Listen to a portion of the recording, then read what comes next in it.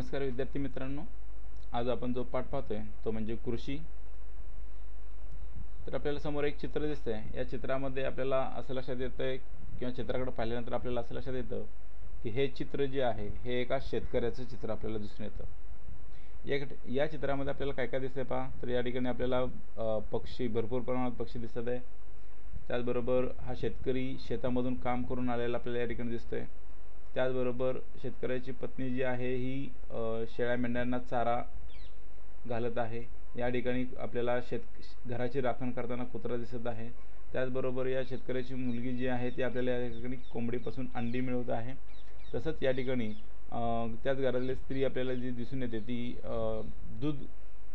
म्हशीपासून दूध मिळवत आहे। या गोष्टी आपल्याला दिसत आहेत। त्याचबरोबर आपल्याला या ठिकाणी जो शेतकऱ्याच्या खांद्यावर आहे त्याला आपण खोरं म्हणतो किंवा फावडं म्हटलं जातं।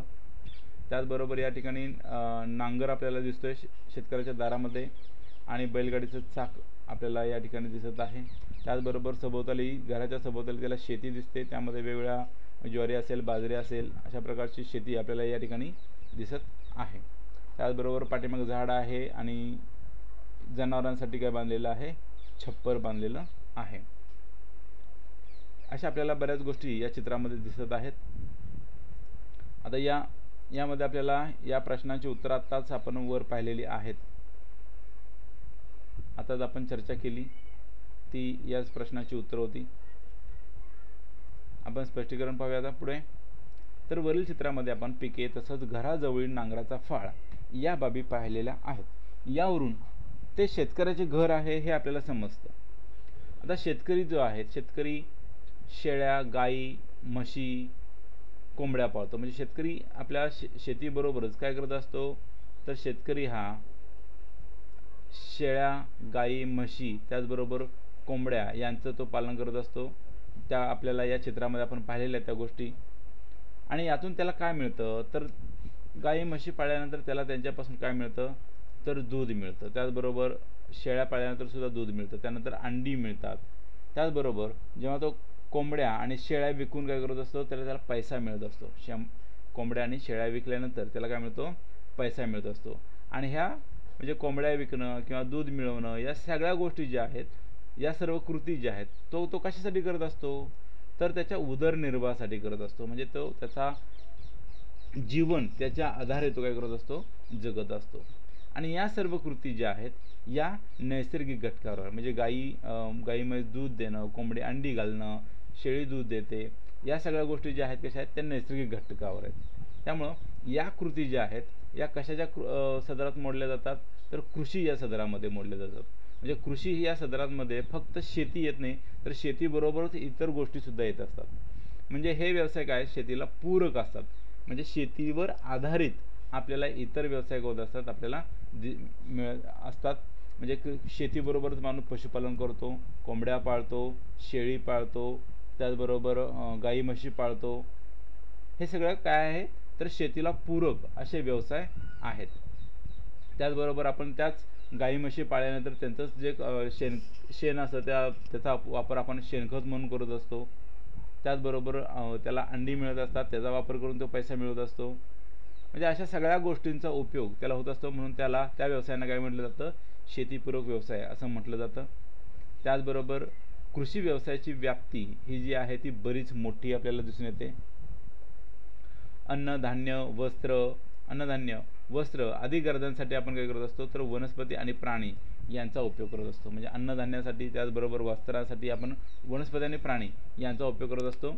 आणि शेतातील पिकांच्या उत्पन्नाबरोबर, जसं शेतातील पिकांचं उत्पन्न आपल्याला येतं, तसं गुरे, शेळ्या, मेंढ्या किंवा कोंबड्या पाळणं, त्याचबरोबर रेशमाचे किडे, मधमाशा पालन, फुलबाग, फळबाग, मत्स्यपालन, वराहपालन, एमू पालन इत्यादी व्यवसायांचा समावेश कशामध्ये होतो, कृतीमध्ये होतो। म्हणजे एवढे सगळे जे व्यवसाय आहेत यांचा समावेश जो आहे तो कृषीमध्ये येत असतो। ठीक आहे। तर कृषी व्यवसायामध्ये मनुष्यबळ, प्राणी, अवजारे तसेच इतर साधने सुद्धा वापरले जातात। यामध्ये मनुष्यबळ म्हणजे आपल्याला शेतीमध्ये एकट्या व्यक्तीने काम करणं अपेक्षित नसतं, तर त्यासाठी अनेक व्यक्तींची गरज लागते, त्यांचं कष्ट लागतं। त्याचबरोबर प्राणीची आवश्यकता असते, अवजारांची आवश्यकता असते. ठीक आहे. त्याचबरोबर आधुनिक तंत्रज्ञानाचा सुद्धा उपयोग केला जातो. म्हणजे जसं कृषीमध्ये आधुनिक तंत्रज्ञानाचा सुद्धा उपयोग केला जातो. म्हणजे आजकाल आपण जर पाहिलं तर सगळीकडे शेतीची आता अगोदरच्या काळामध्ये बैलाच्या साहाय्याने जमीन नांगरली जायची, परंतु आता काय जे आहे तर आपण ट्रॅक्टरच्या माध्यमातून जमीन नांगरत असतो. म्हणजे हे झालं काय, आधुनिक तंत्रज्ञान झालं. त्याचबरोबर सुरुवातीला जे आपल्याकडे गाई म्हशी ज्या होत्या त्यांचं दूध काढण्यासाठी आपण हाताचा वापर करत होतो. आता यंत्राच्या माध्यमातून सुद्धा काय केलं जातं, गाई म्हशींपासून दूध मिळवलं जातं. ठीक आहे. म्हणजे त्या ठिकाणी आपण कृषी व्यवसायामध्ये आधुनिक तंत्रज्ञानाचा उपयोग करत असतो. म्हणजे कृषी व्यवसायामध्ये शेती हा सर्वात महत्त्वाचा काय आहे, महत्त्वाचा आणि प्रमुख व्यवसाय. म्हणजे इतर सगळ्या गोष्टी आहेतच, त्याचबरोबर पण महत्त्वाचा आणि प्रमुख व्यवसाय कोणता आहे कृषीमध्ये, तर तो म्हणजे शेती हा व्यवसाय काय मानला जातो, प्रमुख आणि महत्त्वाचा मानला जातो. आता या ठिकाणी आपल्याला काही चित्र दाखवलेली आहेत आणि या चित्रांच्या माध्यमातून शेतीमध्ये होत गेलेला बदल किंवा एखाद्या गोष्टीमध्ये होत गेलेला बदल कसा बदल होत गेलेला आहे ते आपल्याला दिसते. या ठिकाणी आपण पाहिलं तर पहिला आधी मानवाच्या काळामध्ये तो पारंपरिक अशा पद्धतीने तो काय करत होता, शेती करत होता. त्यानंतर म्हणजे स्वतःच तो बी पेरणं किंवा स्वतःच करणं या सगळ्या गोष्टी करत होता. परंतु नंतरच्या काळामध्ये आपल्याला असं दिसून येतं की मानवाने जेव्हा पशुपालन केलं, त्या पशुपालनाच्या आधारे मग बैल असतील, बैलांच्या आधारे जमीन नांगरणं, त्यामुळे जास्त उत्पादन मिळू लागलं. नंतरच्या काळामध्ये पुन्हा आधुनिक तंत्रज्ञान वाढत गेलं आणि आधुनिक तंत्रज्ञानाचा वापर मानव करू लागला, त्यामुळे धान्याचं उत्पादन आणखीन काय होत गेलं, वाढत गेलं. म्हणजे आधुनिक तंत्रज्ञानामध्ये आता डायरेक्ट आपण काय करतो, शेतामध्ये ते मशीन घुसवलं की ते डायरेक्ट सगळं धान्यच काय होत असतं, निघत असतं. म्हणजे मळणी यंत्र वगैरे याच्यासाठी वेगळं साधन नाही, एकाच साधनाच्या द्वारे सगळ्या गोष्टी आपल्याला काय करता येतात. ठीक आहे. त्यानंतर इथं पाण्याचा वापर, पहिल्या काळामध्ये आपण पाटाने पाणी दिलं जात होतं पाण्याचं, त्यामुळं अपव्यय जास्त होत होता, म्हणजे पाणी जास्त प्रमाणामध्ये वापरलं जायचं. पण त्यानंतर जी नवीन तंत्रज्ञान आलं त्या तंत्रज्ञानाच्या माध्यमातून काय केलेलं दिसून येतं आपल्याला, तर या ठिकाणी स्प्रिंकलर म्हणजे तुषार सिंचन दाखवलं जातं. आणि तुषार सिंचनानंतर मग परत आधुनिक तंत्रज्ञान जे आलं ते म्हणजे ठिबक सिंचन, म्हणजे झाडाच्या मुळाशी थेंब थेंब थेंब पाणी काय करणं, देणं. त्यामुळे पाण्याची बचत होऊ लागलेली दिसून येते. त्यानंतर आपल्याला या ठिकाणी कोंबड्यांचं पालन जे आहे ते केलेलं दिसतं. ते आपल्या घराच्या दारामध्येच कोंबड्या पाळल्या जायच्या. त्यानंतर त्यांच्यासाठी कोंबड्यांसाठी खुरुडे आले. त्यानंतर आधुनिक तंत्रज्ञान आणखीन वाढत गेलं आणि त्यातून काय आलं, पोल्ट्री फार्म आला. म्हणजे अशा प्रकारे या प्रत्येक गोष्टीमध्ये आधुनिक तंत्रज्ञान हे वाढत गेलं किंवा आधुनिकतेचा वापर होऊ लागलेला आपल्याला दिसून येतो. आता वरील चित्राचं निरीक्षण केल्यावर कृषी व्यवसायामध्ये आपल्याला काय दिसतं, कालानुरूप झालेले विविध बदल आपल्या लक्षात आले. आणि पूर्वी आदिमानवाला जंगलामध्ये भटकावं लागत होतं आणि त्यातून जे उत्पन्न मिळेल त्यातूनच तो काय करत होता, आपला उदरनिर्वाह करत होता. परंतु नंतर त्याला त्या शेतीची कल्पना सुचली आणि शेतीची कल्पना सुचल्यानंतर त्याने शेती करू लागला आणि शेतीमधून त्याला काय होऊ लागलं, तर जास्तीत जास्त उत्पादन त्याला मिळू लागलं आणि त्यातून काय होऊ लागलं, तर वर्षभरासाठीच्या अन्नाची तरतूद ही मानवाला होऊ लागलेली होती. त्याचबरोबर त्याने काय केलेलं आहे, शेतातील पिकांबरोबरच मानव इतर व्यवसाय करू लागला. ते म्हणजे कोणते, तर तो पशुपालन, मत्स्यपालन, मधमाशीपालन, फुलशेती, फळशेती याद्वारे तो काय करू लागला, उत्पादने घेऊ लागला. म्हणजे या सगळ्या गोष्टींमुळे काय घडलं, तर पूर्वीचं जे भटकं जीवन होतं ते भटकं जीवन सोडून तो काय करू लागला, आता एका ठिकाणी राहून कृषी संबंधी विविध व्यवसाय तो काय करू लागलेला आपल्याला दिसून येतो. वरील चित्रामध्ये आपण कृषीत घडून आलेले विविध बदल पाहिलेले आहेत. आता कृषी या सदराखाली येणारे जे काही व्यवसाय आहेत त्या विविध व्यवसायांची ओळख आपण करून घेणार आहोत. तर या व्यवसायातील विविध उत्पादनं आपण आपल्या रोजच्या जीवनात वापरत असतो. म्हणजे कृषी सदरामध्ये येणारे जी वेगळे व्यवसाय आहेत त्या वेगवेगळ्या व्यवसायातून आलेली जी उत्पादनं आहेत ती उत्पादनं सुद्धा काय करत असतो, आपण आपल्या रोजच्या जीवनामध्ये वापरत असतो.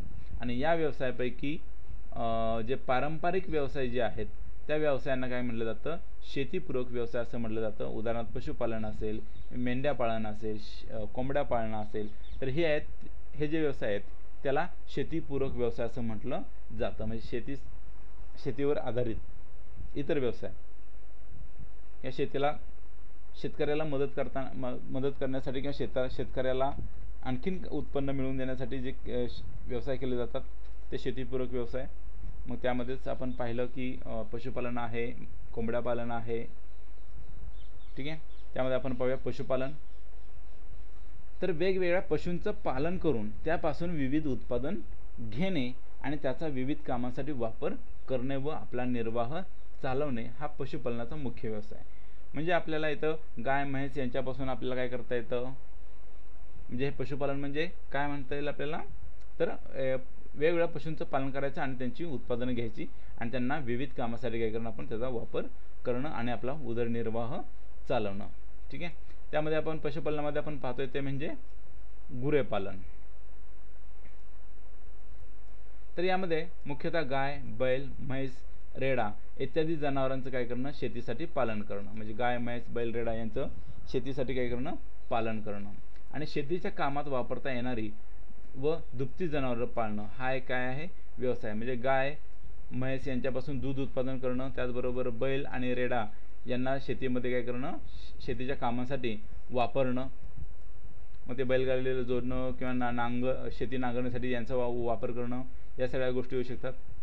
आता मिश्र शेतीचा तो काय आहे, एक अविभाज्य भाग आहे. म्हणजे गुरेपालन हा एक मिश्र शेतीचा तो अविभाज्य भाग असून त्याचं स्वरूप काय आहे, आधुनिक व्यापाराचं आहे.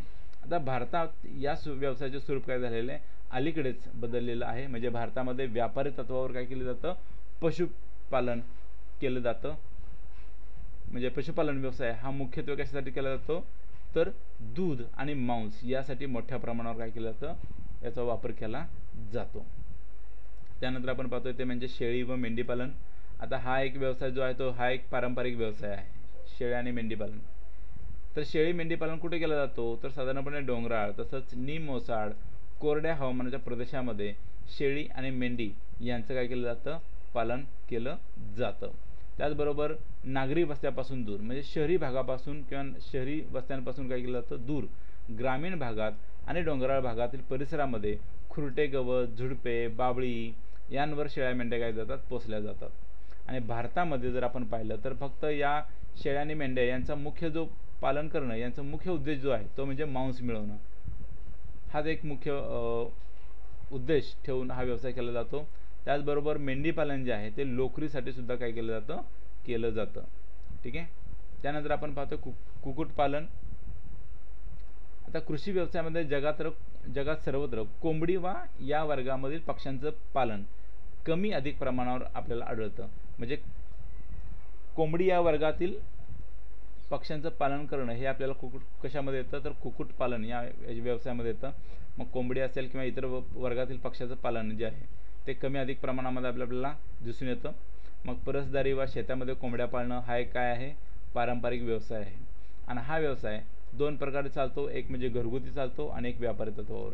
घरगुती म्हणजे घरामध्ये 4-5 कोंबड्या पाळणं, त्यांच्यापासून अंडी मिळवणं हा घरगुती असतो. आणि व्यापारी तत्वावर जेव्हा पाळलं जातं तेव्हा हजारो कोंबड्यांचा वापर केला जातो, त्यासाठी पोल्ट्री फार्म उभारलं जातं. आणि व्यापारी तत्वावर हा व्यवसाय चालतो. आणि व्यापारी तत्वावर व्यवसाय करत असताना विशेष खबरदारी घेतली जाते. मग त्यासाठी शास्त्रीय पद्धतींचा सुद्धा वापर केला जातो. आणि भारतामध्ये हा जो व्यवसाय आहे म्हणजे व्यापारी तत्वावरचा कोंबडी पालन व्यवसाय, तर हा व्यवसाय शहरांच्या जवळ मोठ्या प्रमाणावर चालतो. कारण हा जो व्यवसाय आहे या व्यवसायाला शहरातून काय मिळत असते, आयती बाजारपेठ मिळत असते. म्हणजे यातून मांस आणि अंडी यासाठी मोठ्या प्रमाणावर शहरातून मागणी असते, त्यामुळे शहराच्या जवळ हा व्यवसाय चालतो. काही भागामध्ये सस्यपालन, एमुपालन आणि वराहपालन, वराह म्हणजे डुक्कर पालन, एमुपालन पक्षी पालन, सस्यपालन असे व्यवसाय सुद्धा केले जातात. त्यानंतर आपण पाहतोय मधमाशी पालन. तर मध आणि मेण यासारखी उत्पादने काय होत असतात, मिळत असतात. म्हणून मधमाशी पालन हा व्यवसाय केला जातो. आणि मध गोळा करण्यासाठी मधमाशा काय करत असतात, फुलातील फुलोरा आलेल्या झाडांवर काय करत असतात, फिरत असतात. त्यामुळे परागीभवन चांगले होऊन झाडांची फलधारणा होते. परागीभवन म्हणजे काय, तर एका झाडावरील पराग त्याच प्रकारच्या पण दुसऱ्या झाडांवरील फुलांच्या बीजांडनलिकेवर पडल्यास त्यांना परागीभवन असं म्हटलं जातं. आणि परागीभवन चांगलं झालं की झाडांची जी फलधारणा असते म्हणजे झाडाला फळ चांगल्या प्रमाणात येतात व पिकाचं उत्पादन सुद्धा गावत असतं, मोठ्या प्रमाणावर येत असतात आणि हे जास्तीत करून मधमाशी हे करत असते. त्यामुळं मधमाशी पालनाचा व्यवसाय हा शेतीच्या दृष्टिकोनातून काय आहे, महत्त्वपूर्ण आहे. ठीक आहे. त्यानंतर आपण पाहतोय ते म्हणजे मत्स्यपालन. आता मत्स्यपालन करण्यासाठी किंवा मत्स्य शेती करण्यासाठी शेततळी तयार केली जातात. म्हणजे शेतामध्ये एखादं छोटंसं तळं हे तयार केलं जातं.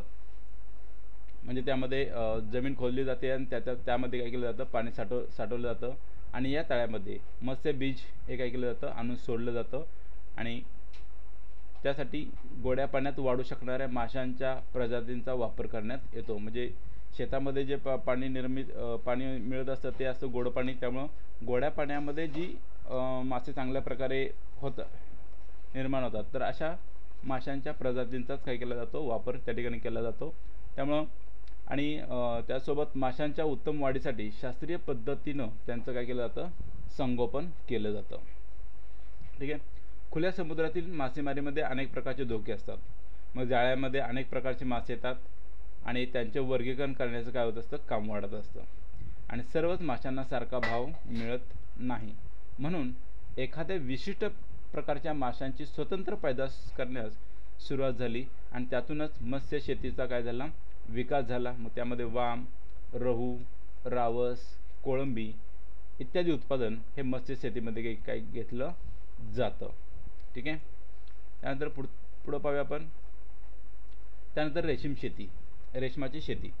आता रेशीम किड्यापासून काय केलं जातं किंवा रेशमी किड्यांच्या कोशापासून रेशीम धागे मिळवले जाते आणि या धाग्यापासून रेशमाचे कापड हे तयार केलं जातं.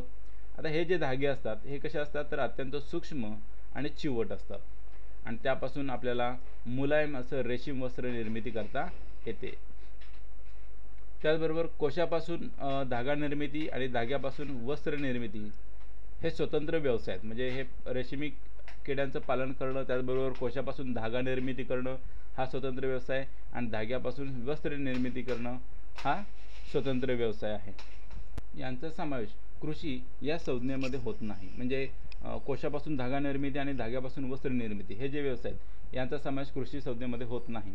ठीक आहे. शेतकऱ्यांना रेशीम किड्यांचं बीज वेगवेगळ्या संस्थांमार्फत काय केलं जातं, पुरवलं जातं. म्हणजे शेतकरी आहेत त्या शेतकऱ्यांसाठी काय केलं जातं, तर रेशीम किड्यांचं जे बीज आहे हे वेगवेगळ्या संस्था ज्या असतात त्या संस्थांमार्फत काय केलं जातं, पुरवलं जातं. त्याचबरोबर तुतीच्या झाडाचा पाला हे रेशीम किड्यांचं मुख्य खाद्य आहे. म्हणजे तुतीची जी झाडं आहेत त्या झाडांचा पाला जो आहे ते या रेशीम किड्यांचं काय आहे, मुख्य खाद्य आहे. आणि तुतीचे झाड जे आहे ते कमीत कमी 15 वर्ष तरी जिवंत राहतं. म्हणजे 15 वर्ष हे झाड जिवंत राहतं. त्यामुळं काय होत असतं, तर दरवर्षी लागवडीचा जो खर्च आहे तो काय होतो, वाचतो. म्हणजे लागवड करण्याचा खर्च हा वाचत असतो. ठीक आहे. त्यानंतर आपण पाहतो रोपवाटिका व्यवसाय. आता गेल्या काही वर्षामध्ये फुलोत्पादन, त्याचबरोबर औषधी व सुगंधी वनस्पती आणि इतर वृक्षशेती असे शेतीशी निगडीत परंतु वेगवेगळ्या स्वरूपाच्या उत्पादनाखालील क्षेत्र वाढत आहे. म्हणजे शेतीच्या क्षेत्रामध्ये आपण जर पाहिलं तर फुलोत्पादन, औषधी व सुगंधी वनस्पती किंवा वृक्षशेती अशा वेगवेगळ्या स्वरूपाच्या उत्पादनाखाली काय होत आहे, शेतीचं क्षेत्र हे वाढत आहे. आणि या प्रकारच्या उत्पादनांना चांगल्या आणि दर्जेदार रोपांची, त्याचबरोबर कलमांची, कंदांची आणि बियाणांची आवश्यकता असते. यातूनच काय झालं, तर यातूनच रोपवाटिका हा व्यवसाय काय आला, उदयास आला. आणि या व्यवसायातून मिळणारं आर्थिक उत्पन्न जे आहे ते सुद्धा कसं असतं, चांगलं असतं. ठीक आहे. आता आपण पाहूया की माहीत आहे का तुम्हाला यामध्ये हरितगृहातील शेती. आता कमी क्षेत्रातून जास्तीत जास्त उत्पादन काढणं आणि जमीन, हवामान, उष्णता, आर्द्रता, ओलावा इत्यादी सारख्या नैसर्गिक घटकांवर पूर्ण नियंत्रण ठेवून जास्त आर्थिक फायदा मिळवून देणाऱ्या नगदी पिकांचं उत्पादन घेण्यास हरितगृहांचा वापर केला जातो. हरितगृहातील शेती हा शेतीच्या अलीकडच्या काळातील एक विशेष प्रकार आहे. यामध्ये तुम्हाला चित्र दिसतंय. तर हरितगृह उभारण्यासाठी काय केलं जातं, लोखंडी पाईपचा वापर या ठिकाणी किंवा सांगाडा आणि प्लास्टिकचा कागद यांचा वापर केला जातो. म्हणजे इथं तुम्हाला दिसते ते हरितगृहाची शेती ही दिसते आहे. मग यामध्ये पाणी, उजेड आणि तापमान यांचं नियंत्रण या ठिकाणी केलं जातं. तसंच बंदिस्त वातावरणामुळं रोगराईचं नियंत्रण करणं हे या पाठीमागचा मुख्य उद्देश असतो. म्हणजे रोगराई जास्त निर्माण होत नाही. म्हणजे रोगराईचं नियंत्रण करणं हा त्या पाठीमागचा उद्देश असतो. मग त्यामध्ये काही लिली, जरबेरा अशा जास्त आर्थिक फायदा देणाऱ्या फुलांच्या शेतीसाठी व्यापारी तत्वावर हरितगृहांचा काय केला जातो, मोठ्या प्रमाणावर याचा वापर केला जातो. ठीक आहे. त्यानंतर आपण पाहतोय शेतीचा प्रकार. आता एखाद्या प्रदेशातील भौगोलिक विविधता व सांस्कृतिक भिन्नता, तंत्रातील विविधता यांचा विचार करता शेतीच्या विविध पद्धती उदयास आलेल्या आहेत. म्हणजे शेतीच्या पद्धती ज्या आलेल्या आहेत त्या वेगवेगळ्या निर्माण झालेल्या आहेत. आता त्या कशामुळे झाल्या, तर एखाद्या प्रदेशामध्ये भौगोलिक विविधता असते, सांस्कृतिक भिन्नता असते किंवा तंत्रातील विविधता असते. या घटकांमुळं काय झालेलं आहे, शेतीच्या विविध पद्धती उदयास आलेल्या आहेत. आता शेती करण्याचा उद्देश, घेतली जाणारी पिके किंवा शेती करण्याची पद्धत, वापरात येणारं तंत्र किंवा भूमीचं उपयोजन यावरून सुद्धा काय होतं, शेतीचा प्रकार हा ठरतो. आणि सर्वसाधारणपणे शेतीचे जे प्रकार आहेत ते पुढील प्रमाणे आहेत, किंवा आपल्याला या प्रकारे शेतीचं प्रकार ठरवता येतील. यामध्ये आपण पाहतो शेतीचे प्रकार. शेतीचे प्रकार दोन आहेत महत्त्वाचे. त्यामध्ये एक आहे निर्वाह शेती आणि दुसरी आहे व्यापारी शेती. असे दोन प्रकार आहेत. आणि निर्वाह शेतीमध्ये दोन प्रकार आहेत. एक आहे स्थलांतरित शेती आणि दुसरी आहे सखोल शेती. आणि व्यापारी शेतीचे मात्र 4 प्रकार आहेत. त्यामध्ये आपल्याला दिसून येतं विस्तृत शेती, मळ्याची शेती, मंडई बागायती शेती आणि फलोद्यान शेती. असे शेतीचे प्रकार, विविध प्रकार आहेत. ठीक आहे. त्यामध्ये आपण सर्वात प्रथम पाहतोय ती म्हणजे निर्वाह शेती. शेतीच्या प्रकारामधला पहिला प्रकार निर्वाह शेती. पारंपरिक शेतीमध्ये सखोल शेती व स्थलांतरित शेती असे 2 प्रमुख प्रकार पडतात. म्हणजे जी आपण उदरनिर्वाह करतो त्याची शेती, त्यामध्ये एक स्थलांतरित शेती आणि दुसरी सखोल शेती, असे 2 प्रकार पडतात. सखोल शेती कशाला म्हणायचं, तर ही शेती जी असते ती एकाच जमिनीत अनेक वर्षापर्यंत केली जाते. म्हणजे एकच जमीन असते त्यामध्ये अनेक वर्षापर्यंत काय केली जाते, शेती केली जाते. आणि जी स्थलांतरित शेती आहे त्या स्थलांतरित शेतीमध्ये प्रत्येक वेळी नव्या जमिनीमध्ये काय केली जाते, शेती केली जाते. पहा, सखोल शेती म्हणजे कशाला, की अनेक वर्षे एकाच जमिनीमध्ये शेती करणं. स्थलांतरित शेती कशाला म्हणायचं, तर प्रत्येक वेळी नव्या जमिनीमध्ये काय करणं, शेती करणं किंवा ठराविक काळानंतर त्याच जमिनीत पुन्हा शेती करणं. म्हणजे मध्ये काही वर्ष गॅप ठेवायचं आणि परत त्यामध्ये काय करायची, शेती करायची. ही झाली स्थलांतरित शेती. ठीक आहे. त्यानंतर आपण सखोल शेती.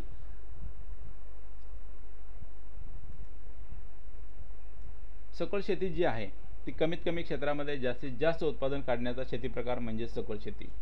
सखोल शेती कशाला म्हणायचं आहे, कमीत कमी क्षेत्र आणि जास्तीत जास्त उत्पादन.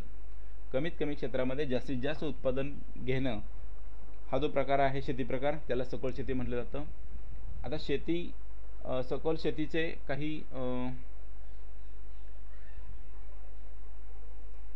जास्त लोकसंख्येमुळं किंवा जमिनीचे क्षेत्र मुळातच कमी असल्याने दरडोई शेती जमिनीचे प्रमाण कमी असतं. आता सखोल शेती जी आहे वैशिष्ट्य आपण पाहतोय ते म्हणजे जास्त लोकसंख्येमुळं किंवा जमिनीचं क्षेत्र मुळात कमी असल्यामुळं दरडोई शेत जमिनीचं प्रमाण कमी असतं. म्हणजे हे शेत जमिनीचं प्रमाण काय असतं, कमी असतं. लोकसंख्येच्या आधारे आपण जर पाहिलं तर ह्या शेत जमिनीचं प्रमाण हे कमी असतं. त्याचबरोबर या प्रकारची शेती प्रामुख्याने विकसनशील प्रदेश जो आहे त्या विकसनशील प्रदेशामध्ये आपल्याला आढळून येते. म्हणजे जी सखोल शेती आहे ही आपल्याला कोणत्या प्रदेशामध्ये आढळून येते, जो विकसनशील प्रदेश आहे अशा विकसनशील प्रदेशामध्ये ही शेती आपल्याला आढळून येते. त्याचबरोबर या शेतीपासून जे मिळणारं बहुतेक उत्पन्न आहे ते कशासाठी असतं, तर कुटुंबाची अन्नधान्याची गरज भागवण्यापुरेल इतकंच याचं उत्पन्न असतं.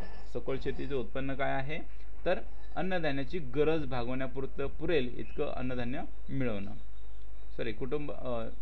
या शेतीपासून मिळणारं जे बहुतेक उत्पन्न जे आहे ते कुटुंबाची अन्नधान्याची गरज भागवण्यास पुरेल इतकं अन्न किंवा उत्पादन यातून निर्माण होतं. त्याचबरोबर या प्रकारातील शेतकरी आणि त्यांचं कुटुंब हे पूर्णतः काय असतं, शेतीवर अवलंबून असतं. आणि शेतीचे उत्पादन कमी असल्यामुळं त्या शेतकऱ्याची आर्थिक स्थिती जी असते ही बेताची असते. ही काही वैशिष्ट्ये आहेत या सखोल शेतीची.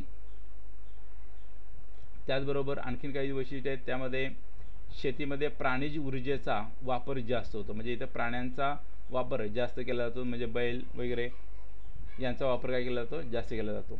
त्याचबरोबर अन्नधान्याशिवाय यामध्ये काय केलं जातं, भाजीपालासुद्धा पिकवला जातो, म्हणजे भाजीपालासुद्धा काय केला जातो, पिकवला जातो. अशा प्रकारची ही काही वैशिष्ट्ये आहेत सखोल शेतीची. आता आपण पाहतोय ती म्हणजे स्थलांतरित शेती. भटकी शेती ही प्राथमिक अवस्थेतील शेती आहे. आता जी भटकी शेती आहे ही कशा स्वरूपातील आहे, तर प्राथमिक अवस्था आहे शेतीची उष्णकटिबंधातील दाट अरण्याचा जो वनप्रदेश आहे, उष्णकटिबंधामधील जे दाट अरण्य आहेत किंवा जंगलं आहेत, अशा प्रदेशामध्ये डोंगराळ भागामध्ये या प्रकारची काय केली जाते, शेती केली जाते. आणि शेती करण्यासाठी शेतकरी काय करतो, प्रथम वनातील जी जमिनी आहेत, वनातील ज्या जमिनी आहेत त्या जमिनीच्या तुकड्याची काय करत असतो, तो निवड करतो. आणि तो जमिनीचा तुकडा जर शेतीयोग्य, म्हणजे शेतीयोग्य करण्यासाठी त्याला काय करावं लागतं, तर त्या ठिकाणी झाडे झुडपे जे आहेत, गवत हे कापावं लागतं आणि त्या ठिकाणची जमीन काय करावी लागते, मोकळी करावी लागते. आणि कापलेली झाडे वाळल्यानंतर ते काय करतो, तो जाळतो आणि त्यानंतर जी शिल्लक राहणारी राख आहे ती राख खत म्हणून त्याचा वापर करत असतो, म्हणजे ती राख खत म्हणून मृदेमध्ये मिसळत असतो. त्याचबरोबर पावसाळ्यापूर्वी तो काय करत असतो, पेरणी करतो आणि उत्पादन घेतो. पावसाळ्यापूर्वी काय करत असतो, पेरणी करतो आणि उत्पादन करत असतो. ठीक आहे.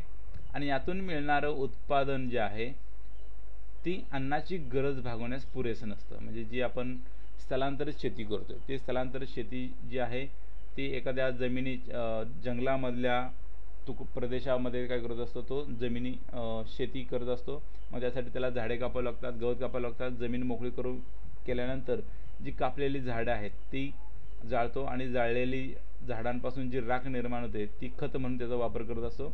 आणि ही शेती जी आहे ती पावसाळ्यापूर्वी त्याची पेरणी केली जाते आणि त्यातून उत्पादन घेतो. परंतु यातून जे उत्पादन मिळतं हे उत्पादन जे आहे ती अन्नाची गरज भागवण्यास पुरेसं नसतं. त्यामुळे त्याला आणखीन काही गोष्टी कराव्या लागतात.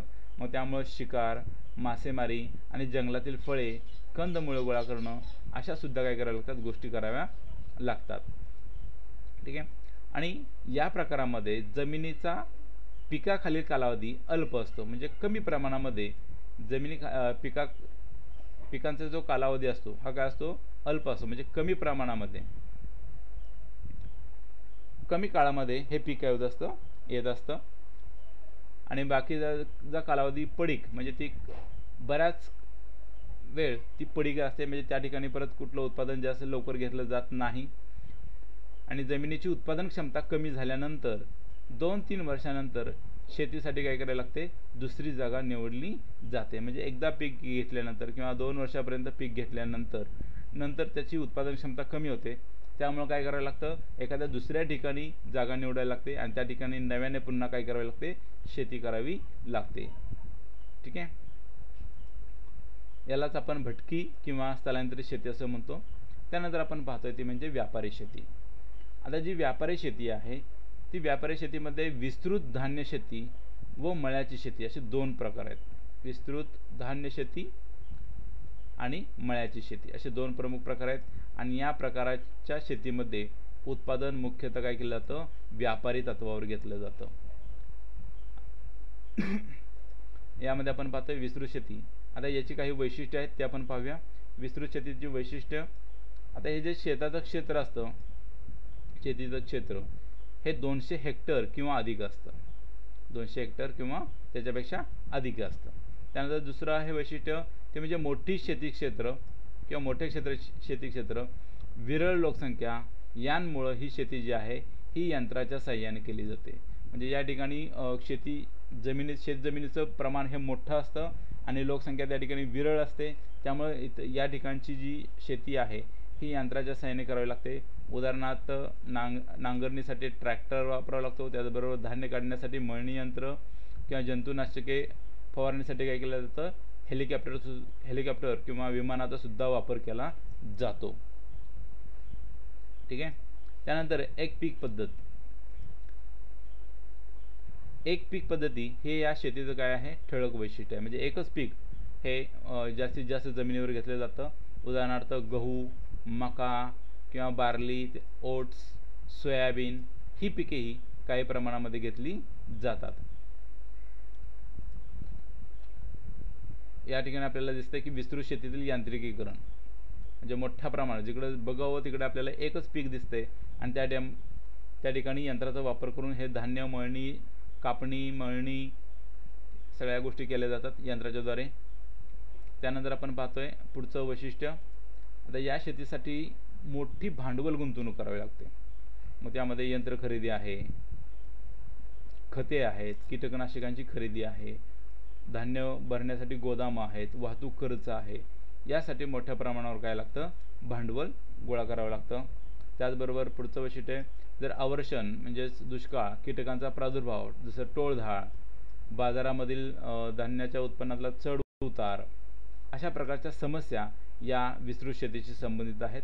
त्याचबरोबर समशीतोष्ण गवताळ प्रदेशात या प्रकारची काय केली जाते, शेती केली जाते. ज्या ठिकाणी समशीतोष्ण गवताळ प्रदेश आहेत अशा ठिकाणी ही विस्तृत शेती केली जाते. त्यानंतर आपण पाहतोय मळ्याची शेती. मळ्याच्या शेतीचं पहिलं उद्दिष्ट जे आहे ते शेती क्षेत्र 40 हेक्टर किंवा अधिक असतं. या शेतीचं क्षेत्र किती आहे, 40 हेक्टर किंवा त्याहून अधिक. शेतीचं क्षेत्र डोंगर उतारावर असल्यानं या ठिकाणी यंत्राचा वापर आपल्याला फारसा करता येत नाही. त्यामुळं या शेती स्थानिक मनुष्यबळाचं काय असतं, महत्त्व अधिक असतं. म्हणजे शेतीचं क्षेत्र डोंगर उतारावर आहे त्यामुळे यंत्राचा वापर करता येत नाही. त्यामुळं या शेतीमध्ये स्थानिक मनुष्यबळाचं महत्त्व काय असतं, अधिक असतं. तसंच एखाद्या प्रदेशातील भौगोलिक स्थिती ज्या पिकास पोषक असते त्या पिकाची लागवड केली जाते. ही सुद्धा एक पीक पद्धतीची शेती आहे. आता यामध्ये पीक कुठलं घेतलं जातं, तर ज्या प्रकारची भौगोलिक स्थिती आहे, ज्या प्रकारची जमीन आहे, त्या जमिनीमध्ये ज्या प्रकारचं पीक चांगलं येतं अशा प्रकारे काय केले जाते किंवा अशाच पिकांची लागवड केली जाते. ठीक आहे. त्यानंतर पुढचं वैशिष्ट्य आहे म्हणजे या प्रकारच्या शेतीमध्ये अन्नधान्याचं उत्पादन होत नाही. या ठिकाणी काय होत नाही, अन्नधान्याचं उत्पादन होत नाही. तर यामध्ये काय केले जाते, केवळ व्यापारी पिकांचंच उत्पादन घेतलं जातं. आता ही जी आहे शेती जी आहे ही मळ्याची शेती आहे त्यामुळे या ठिकाणी अन्नधान्य नाही तर व्यापारी पिकांचं उत्पादन घेतलं जातं. उदाहरणार्थ चहाचे मळे, रबर, कॉफी, नारळ, कोको, मसाल्यांचे पदार्थ अशासारख्या पिकांची काय केली जाते, म्हणजे पिकं घेतली जातात. ही जी व्यापारी पिके आहेत. आणि या प्रकारच्या शेतीची सुरुवात व विस्तार विशेषतः वसाहत काळामध्ये झाला.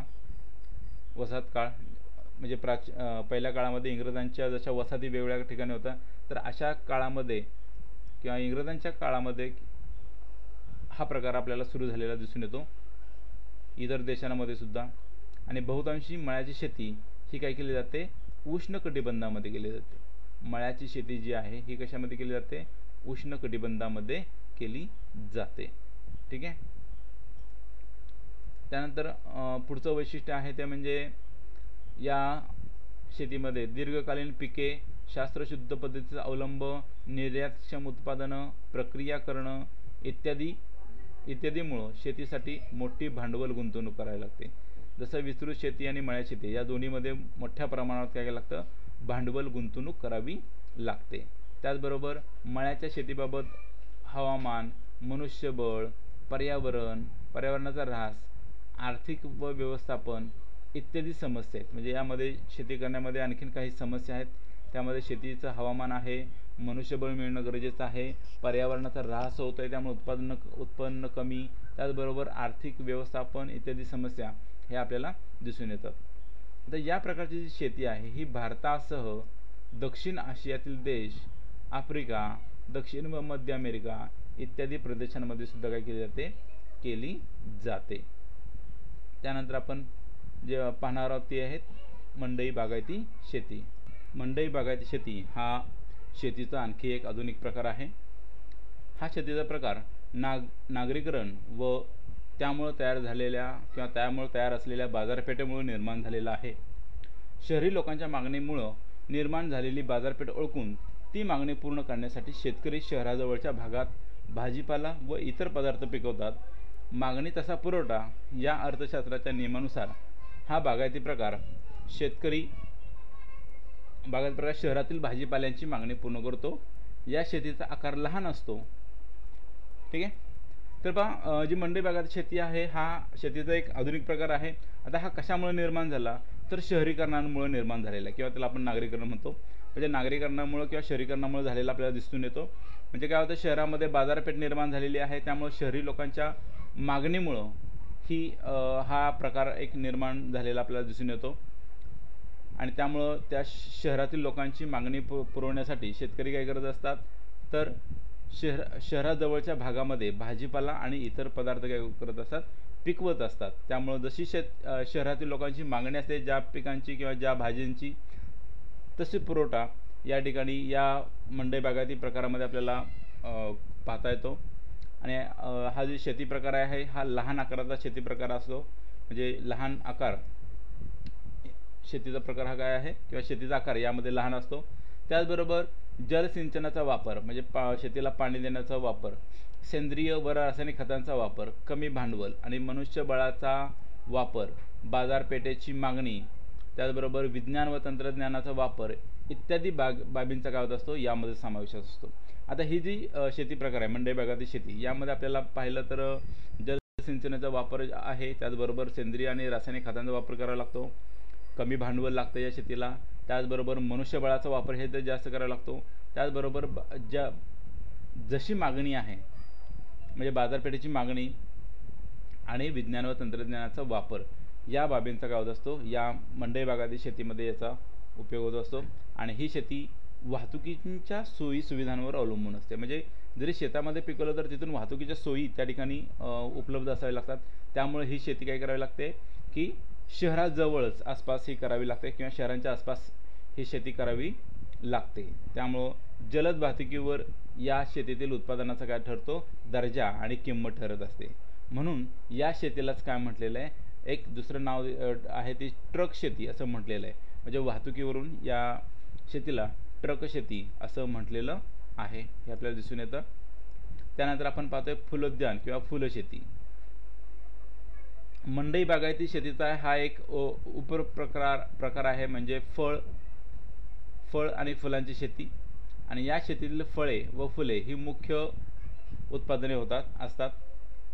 आणि ही शेती पारंपरिक तसेच आधुनिक दोन्ही पद्धतीने केली जाते. आता ही फळ शेती आहे किंवा फुलांची शेती आहे ही काय केली जाते तर पारंपरिक पद्धतीने सुद्धा करता येते आणि आधुनिक पद्धतीने सुद्धा करता येते. आता हा जो शेतीचा प्रकार आहे किंवा शेतीमध्ये या प्रकारामध्ये शेतीचा आकार जो आहे तो लहान असतो. त्याचबरोबर प्रत्येक रोपांची ही व्यवस्थित काळजी त्या ठिकाणी घ्यावी लागते. त्याचबरोबर अलीकडच्या काळात जास्तीत जास्त नफा मिळवण्यासाठी काय केले जातात जलसिंचनाच्या सोयी, त्याचबरोबर रासायनिक खतांचा वापर, हरितगृहे इत्यादीचा अवलंब आपल्याला शेतीमध्ये होताना दिसतो. त्याचबरोबर फुलशेतातील प्रमुख उत्पादनं म्हणजे जी फुल शेती आहे त्यातली कोणकोणत्या फुलांचं उत्पादन त्या ठिकाणी घेतलं जातं तर लिली, जरबेरा, ट्युलिप, डेलिया, शेवंती, झेंडू, निशिगंध अशासारख्याची फुलं जी आहेत की या फुलांचं उत्पादन घेतलं जातं आणि या फुलांना बाजारामध्ये काय मिळते चांगली किंमत मिळते. त्याचबरोबर आंबा, सीताफळ, द्राक्ष, केळी, डाळिंब, ड्रॅगन फ्रूट, चेरी, संत्री, रास्पबेरी, स्ट्रॉबेरी, मलबेरी इत्यादी देशी विदेशी फळांचं सुद्धा उत्पादन या शेतीमध्ये घेण्यात येतं. मग महाबळेश्वर आहे, पाचगणी, पुणे, नागपूर, जळगाव, नाशिक अशा ठिकाणी ही उत्पादनं होत असतात. त्याचबरोबर भूमध्यसागरी हवामानाचा प्रदेश ज्या ठिकाणी भूमध्यसागरी हवामानाचा प्रदेश आहे तसेच फ्रान्स आणि इटली हे देश जे आहेत हे फळे आणि फुलांच्या शेतीसाठी काय आहेत प्रसिद्ध आहेत. म्हणजे फ्रान्स भूमध्यसागरी हवामानाचा प्रदेश तसंच फ्रान्स आणि इटली हे जे प्रदेश आहेत हे फळे आणि फुलांच्या शेतीसाठी काय आहेत प्रसिद्ध आहेत. ठीक आहे. माहिती आहे का तुम्हाला यामध्ये आपण पाहूया की पिकांची पोषक द्रव्यांची गरज ही काय कुठून भागवली जाते तर मृदेमधून भागवली जाते. आणि त्यामुळं वापरल्या गेलेल्या पोषक द्रव्यांचं मृदेतून पुनर्भरण होणं गरजेचं असतं. म्हणजे जमिनीतून वापरलेली पोषक द्रव्य पुन्हा त्याचं काय करायला लागतं त्यामध्ये पोषक द्रव्य निर्माण करावी लागत असतात. त्यामुळं उत्पादन वाढीचं उद्दिष्ट साध्य करत असताना पोषक द्रव्यांचा वापरही मोठ्या प्रमाणावर होत असतो. मग त्यासाठी सेंद्रिय खतांचा वापर केला जातो. मग सेंद्रिय खत कसं तयार करायचं तर त्यामध्ये पालापाचोळा जमिनीमध्ये कुजवणं, ताग किंवा धनच्या यासारखी हिरवळीची पिके जमिनीमध्ये गाडून त्याच्यापासून सुद्धा खत बनवता येतं. त्याचबरोबर शेणखत व कंपोस्ट या खतांचा वापर केला जातो किंवा ओल्या कचऱ्यापासून गांडूळ खत निर्मिती केली जाते. म्हणजे सर्व प्रकारचे वनस्पतीजन्य पदार्थ जमिनीमध्ये मिसळून किंवा ते कुजवून जेव्हा पिके घेतली जातात त्याला सेंद्रिय शेती पद्धती असं संबोधण्यात येतं. त्याचबरोबर कीड नियंत्रणासाठी वनस्पतीजन्य रोगनाशक जसं कडुलिंब आहे, कडुलिंबासारखं कीटकनाशकं वापरून सुद्धा अशा प्रकारची गरज भागवता येते. सेंद्रिय शेतीतून उत्पादित होणाऱ्या धान्याची प्रत ही उच्च दर्जाची असते आणि या शेतीमध्ये रासायनिक खते, कीटकनाशके व रोगनाशकांचा वापर केला जात नाही. म्हणजे सेंद्रिय शेतीमध्ये रासायनिक खतांचा वापर केला जात नाही किंवा कीटकनाशकांचा वापर केला जात नाही किंवा रोगनाशकांचा सुद्धा वापर केला जात नाही. ठीक आहे. त्यानंतर आपण पाहूया खालील आकृती 9.12 मधील छायाचित्राचं निरीक्षण करा आणि त्या खालील जागेत शेतीचा प्रकार लिहून त्याचे थोडक्यात वर्णन करा. म्हणजे या ठिकाणी आपल्याला दिसते शेतीचा प्रकार, त्या प्रकारावरून तुम्ही काय करायचं आहे तर या ठिकाणी त्याचा प्रकार लिहायचा आहे आणि थोडक्यात वर्णन करायचं आहे. ठीक आहे. कृषी पर्यटन हे व्यवसायातील एक नवीन क्षेत्र आहे. पर्यटन व्यवसायामधलं हे नवीन क्षेत्र आहे कृषी पर्यटन.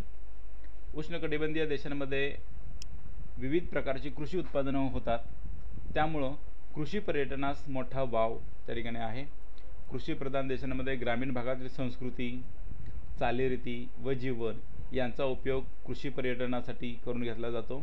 या ठिकाणी आपल्याला आकृती 9.13 मध्ये आपल्याला हे दिसते. ग्रामीण भागातले जीवन चालीरीती हे अनुभवणं यासाठी कृषी पर्यटन म्हणजे हा एक नवीन व्यवसाय, पर्यटन व्यवसाय उपलब्ध झालेला आहे.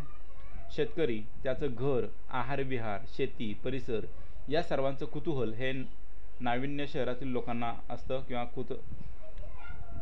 शेतकरी, त्याचं घर, आहार विहार, शेती आणि परिसर या सर्वांचं कुतूहल आणि नाविन्य हे शहरातील लोकांना असतं. त्यामुळं शहरातील लोक या सगळ्या गोष्टी पाहण्यासाठी ग्रामीण भागामध्ये जात असतात आणि त्यामुळं कृषी पर्यटन होत असतं आणि या कृषी पर्यटनामुळं शेतकरी आणि त्यांच्या गावालाही काय मिळतो, आर्थिक लाभ मिळत असतो. जरा डोके चालवा. या ठिकाणी आपल्याला योग्य निवड करा. आता यामध्ये काही फळं व भाज्यांच्या जोड्या दाखवलेल्या आहेत. प्रत्येक जोडीतील एक फळ किंवा भाजी तुमच्या आवडीनुसार निवडा आणि त्याच्या जवळ चौकटीत अशी खूण करा आणि तुम्ही केलेल्या निवडीबाबत चर्चा करा. म्हणजे यामध्ये काही फळ दाखवलेले आहेत आणि त्याची तुम्ही काय करायचे, निवड करायची आणि त्याच्यावर चर्चा करायची आहे. ठीक आहे. तर यामध्ये आपल्याला फळांच्या मध्ये थोडासा बदल जाणवत आहे. वेगवेगळ्या प्रकार बदल आपल्याला त्या ठिकाणी दिसत आहेत. मग ही चर्चा तुम्ही जर केल्यानंतर तुमच्या लक्षात असं येऊ शकतं की दिसायला आकर्षक असणारे फळं व भाज्या हे नेहमी योग्य पद्धतीने पिकवलेल्याच असतील असं नाही. म्हणजे बाजारात गेल्यानंतर आपण काय करत असतो तर दिसायला छान छान जे दिसतं तेच आपण घेण्याचा प्रयत्न करत असतो, पण ज्या भाज्या किंवा फळे आकर्षक असली म्हणजे त्या योग्य पद्धतीने पिकवलेल्याच असतील असं नाही. तर लवकरात लवकर आणि जास्तीत जास्त उत्पादन मिळावं यासाठी काय केलं जातं तर फळे आणि ज्या भाज्या असतात त्यांच्यावर कृत्रिम रसायने आणि औषधांचा वापर केला जातो आणि त्यातून उत्पादन तर लवकर मिळतंच, शिवाय ते आकर्षकही दिसतं. आणि अशी उत्पादनं आरोग्याला मात्र काय असतात, हानिकारक असतात. आता काही ठिकाणी आपल्याला असं दिसून येतं की फळांवर रंग मारले जातात किंवा भाज्यांवर हिरव्या रंग मारला जातो. त्यामुळं दिसायला आकर्षक दिसलं म्हणजे तेच चांगलं असतं असं आपल्याला म्हणजे असं नसतं. त्यामुळं बाजारातून विकत आणल्यानंतर अशी फळे किंवा भाज्या ज्या असतात त्या कमी काळ टिकत असतात. ठीक आहे. पहा बरे जमते का. तर या ठिकाणी काही प्रश्नांची उत्तरं तुम्ही द्यायची आहेत. माणसाच्या हव्यासापोटी शेती व्यवसायामध्ये आढळणाऱ्या अयोग्य पद्धती कोणत्या, त्याचबरोबर तुमच्या परिसरात शेतीसाठी जलसिंचनाच्या कोणत्या सुविधा उपलब्ध आहेत, शेतीसाठी पाण्याचा अपव्यय दुरुपयोग होताना दिसतो का आणि तो कशा प्रकारे, आणि शेतीमधील अयोग्य पद्धती टाळण्यासाठी सहजपणे कोणते उपाय करता येतील या प्रश्नाची उत्तरं तुम्ही शोधायची आहेत. त्याचबरोबर आपण पाहतोय विपणन व्यवस्था. तर विपणन व्यवस्था ही म्हणजे शेतकऱ्यांनी पिकवलेला माल योग्य दरात व योग्य वेळेपर्यंत ग्राहकांपर्यंत पोहोचवण्यासाठी ही विपणन व्यवस्था आवश्यक असते. विपणन व्यवस्था कशासाठी आवश्यक आहे, तर शेतकऱ्यांनी पिकवलेला जो माल आहे तो योग्य दरात आणि योग्य वेळेत हा ग्राहकापर्यंत पोहोचवण्यासाठी ही व्यवस्था काय असते, आवश्यक असते. आणि भारतासारख्या देशामध्ये या व्यवस्थेचे महत्त्व खालील माहितीच्या आधारे आपल्याला स्पष्ट होईल. त्यामध्ये आपण पाहूया कोणती माहिती, तर भारतातील शेती ही मोठ्या प्रदेशात विखुरलेली आहे. शेती ही विखुरलेल्या अवस्थेत आहे. त्याचबरोबर असं लक्षात येतं की सर्व शेतकरी हे संघटित नाही आहेत. अनेक शेतकरी जे आहेत ते आर्थिकदृष्ट्या दुर्बल आहेत, त्यामुळं शेतीच्या मालाचे विपणन स्वतः करू शकत नाहीत. त्याचबरोबर शेतकऱ्यांचे उत्पादन ग्राहकांपर्यंत उपलब्ध करून देण्यासाठी तालुका पातळीवर कृषी उत्पन्न बाजार समित्यांची यंत्रणा उभी केलेली आहे आणि या ठिकाणी शेतकरी आपला माल आणतात व व्यापाऱ्यांना काय होत असतं, विकतात. ठीक आहे. त्यानंतर शेतीतील बहुतांश माल हा नाशवंत असल्याने त्याची योग्य वेळेत व्यवस्था लावावी लागते. त्याचबरोबर शेतकरी संघटना, ग्राहक पेठ, सहकारी संस्था इत्यादींची मदत होत असते. म्हणजे शेतातला जो माल बहुतांश माल जो आहे तो कसा असतो, नाशवंत असतो आणि त्यासाठी त्यांना काय करावे लागते, वेळेत व्यवस्था लावावी लागते. आणि यासाठी शेतकऱ्यांना काही शेतकरी संघटना, ग्राहक पेठ, सहकारी संस्था या सगळ्या लोकांची मदत होते. यामुळं दलाल आणि मध्यस्थ यांच्याकडून होणारी शेतकऱ्यांची पिळवणूक काय करता येते, टाळता येते. त्याचबरोबर काही प्रकारचा कृषी माल हा थेट उद्योगधंद्यासाठी कच्चा माल म्हणून काय करता येतो, वापरता येतो. काही प्रकारचा कृषी माल जो आहे तो थेट उद्योगधंद्यासाठी काय करावा लागतो, कच्चा माल म्हणून वापरता येतो. आणि जागतिकीकरणामुळं कृषी मालाला आता आंतरराष्ट्रीय बाजारपेठ सहज उपलब्ध झालेली. म्हणजे शेतकऱ्यांचे जी चांगली पिकं जी आहेत किंवा धान्य आहे यांच्यासाठी काय झालेलं आहे, तर आंतरराष्ट्रीय बाजारपेठसुद्धा काय झालेलं आहे, सहजपणे उपलब्ध होऊ लागलेली आहे. आणि अनेक प्रगतशील शेतकरी जे आहेत हे त्यांच्या शेतात काय करतात, अत्याधुनिक तंत्रज्ञान वापरतातच. त्याशिवाय शेतात होणाऱ्या मालाची सुयोग्य बांधणी ही करून विकतात. त्याला आपण पॅकिंग म्हणतो. तर व्यवस्थित पॅकिंग करून ते विकले जातात. त्याचबरोबर हॉटेल, मॉल यांच्यासाठी सुद्धा असा शेतमाल मोठ्या प्रमाणात आवश्यक असतो. आणि आंतरजालाच्या मदतीनं जाहिराती देऊन देशी तसेच आंतरराष्ट्रीय स्तरावर हा काय केला जातो, माल विकला जातो. ठीक आहे. या ठिकाणी माहिती आहे का तुम्हाला, इस्रायलमधील शेती प्रकार आहे. तर इस्रायल हा विविध शेती उत्पादनांचा प्रमुख निर्यातदार देश आहे. हा देश शेती तंत्रज्ञानामध्ये जगात पुढारलेला आहे. तेथील प्रतिकूल हवामान, अर्ध्याहून अधिक क्षेत्रावर पसरलेले वाळवंट, पाण्याचे दुर्भिक्ष्य म्हणजे त्या ठिकाणी पाण्याची कमतरता आहे. त्यामुळे या इथल्या लोकांनी काय केलेलं आहे, तर समुद्राचं निक्षारीकरण केलेलं आहे. समुद्राच्या पाण्याचं निक्षारीकरण केलेलं आहे. म्हणजे खारट पाण्यातलं क्षारांचं प्रमाण कमी करून ते पाणी शेतीसाठी वापरलेलं आहे. म्हणजे अशा प्रतिकूल परिस्थितीवर मात करून इस्रायलनं आधुनिक शेतीची कास धरून काय केलेलं आहे, शेती क्षेत्रात गरुड झेप घेतलेली आहे. आणि आपल्या देशाला पुरेल इतकं धान्य पिकवून ते इतर देशांना सुद्धा काय करतात आहे, ते निर्यात करत आहेत. ठीक आहे. या ठिकाणी हा आपला पाठ संपलेला आहे. जर तुम्हाला या व्हिडिओमधून व्हिडिओ समजला असेल, पाठ समजला असेल तर तुम्ही माझ्या चॅनलला सबस्क्राईब करा, शेअर करा आणि लाईक करा.